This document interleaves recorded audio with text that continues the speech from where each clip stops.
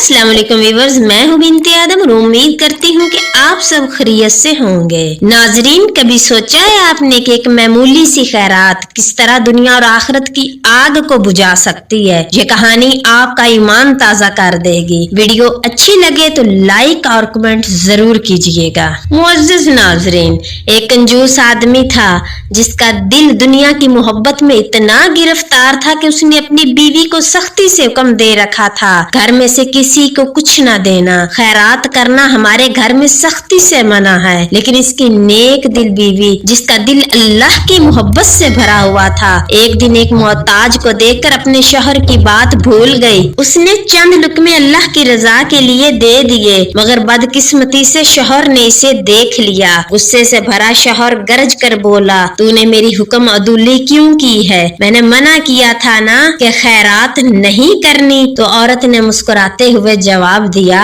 मैंने ये खास अल्लाह के लिए दिया है। ये सुनकर शौहर का गुस्सा और बढ़ गया। उसने घर के सिहन में एक आग का अलाव जला दिया और तंजिया कहा, अगर तूने वाकया ये अल्लाह के लिए किया है तो जा इस आग में कूद जा। ये सुनकर नेक बीवी ने बगैर किसी खौफ के खुद को जेवर और उम्दा कपड़ों से आरास्ता किया। शौहर ने हैरत से पूछा, ये तैयारी किस लिए है? वो मुहतमन लहजे में बोली, जब कोई दोस्त अपने सच्चे दोस्त से मिलता है तो वो खूबसूरत बनकर मिलता है, और मैं तो आज अपने रब से मिलने जा रही हूँ, इसलिए ये सब तैयारी की है। ये कहकर वो अल्लाह का नाम लेकर आग में कूद गई।